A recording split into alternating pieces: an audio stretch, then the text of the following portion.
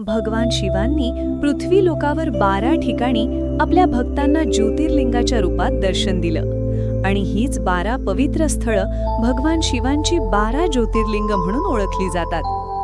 हिंदू धर्मग्रंथांनुसार जोपर्यंत मनुष्य या 12 ज्योतिर्लिंगांचं दर्शन घेत नाही तोपर्यंत त्याचं आध्यात्मिक जीवन पूर्ण मानलं जात नाही.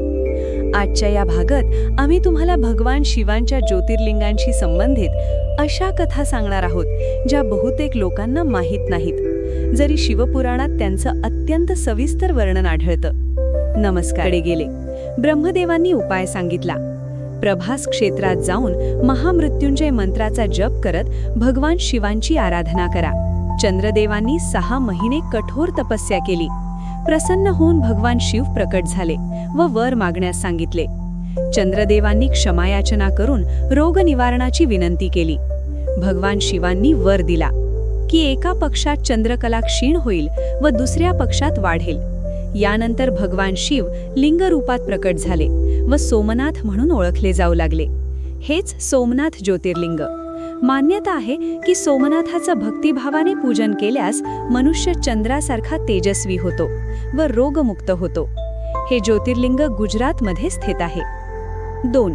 मल्लिकार्जुन ज्योतिर्लिंग. एकदा भगवान शिव व माता पार्वतींनी गणेश आणि कार्तिकेयांच्या विवाहाचा विचार केला. अट ठेवली की जो आधी संपूर्ण पृथ्वीची प्रदक्षिणा पूर्ण करेल त्याचा विवाह आधी होईल. कार्तिकेय पृथ्वी प्रदक्षिणेस निघाले तर गणेशांनी आपल्या आईवडिलांचीच प्रदक्षिणा केली, कारण माझ्यासाठी आई-वडीलच संपूर्ण विश्व आहेत असं त्यांनी सांगितलं. शिव पार्वती प्रसन्न झाले व गणेशांचा विवाह ऋद्धी-सिद्धींशी झाला. हे कळताच कार्तिकेय दुःखी झाले आणि त्यांनी विवाह न करण्याचा निश्चय केला. ते क्रौंच पर्वतावर गेले. शिव व पार्वतींनी तिथे ज्योतिर्मय रूप धारण केलं आणि तिथे मल्लिकार्जुन ज्योतिर्लिंग प्रकट झालं. हे ज्योतिर्लिंग आंध्र प्रदेशात आहे. 3. महाकालेश्वर ज्योतिर्लिंग. उज्जैन नगरीत राजा चंद्रसेन राज्य करीत होता. तो भगवान शिवांचा परम भक्त होता. शिवप्रसाद म्हणून त्याला चिंतामणी रत्न मिळालं. त्या रत्नामुळे त्याची कीर्ती वाढली. इतर राजांनी रत्नासाठी उज्जैनवर आक्रमण केलं. राजा चंद्रसेन महाकालाची उपासना करू लागला.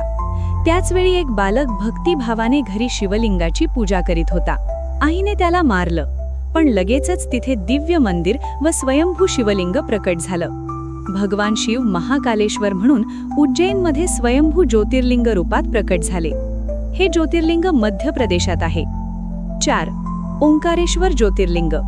विंध्य पर्वताने नारदांच्या बोलण्यामुळे भगवान शिवांची कठोर तपस्या केली. प्रसन्न होऊन भगवान शिव तिथे प्रकट झाले. देवतांच्या विनंतीवरून शिवांनी तिथे स्थिर निवास केला. ओंकार 2 भागात विभक्त झाला, ओंकारेश्वर आणि अमलेश्वर. हे ज्योतिर्लिंग नर्मदा नदी किनारी मध्य प्रदेशात आहे. 5. केदारनाथ ज्योतिर्लिंग. भगवान विष्णूंनी नरनारायण अवतारात पार्थिव शिवलिंगाची उपासना केली. प्रसन्न होऊन भगवान शिव केदार तीर्थात ज्योतिर्लिंग रूपाने प्रकट झाले. हेच केदारनाथ ज्योतिर्लिंग. 6. भीमाशंकर ज्योतिर्लिंग. कुंभकर्णाचा पुत्र भीम राक्षस ब्रह्मदेवांकडून वर मिळवून अत्यंत बलवान झाला व देवांना त्रास देऊ लागला. देवतांनी भगवान शिवांची प्रार्थना केली. भगवान शिवांनी भीमाचा संहार केला व भक्तांच्या विनंतीवरून तिथे भीमाशंकर ज्योतिर्लिंग म्हणून स्थिरावले. हे ज्योतिर्लिंग महाराष्ट्रात आहे. भगवान शिवांच्या ज्योतिर्लिंगांच्या या कथा तुम्हाला कशा वाटल्या खाली कमेंट करून नक्की सांगा. उर्वरित ज्योतिर्लिंगांच्या कथा लवकरच घेऊन येऊ. आजची व्हिडिओ आवडली असेल तर लाईक, शेअर आणि चॅनल सबस्क्राईब करा. धन्यवाद.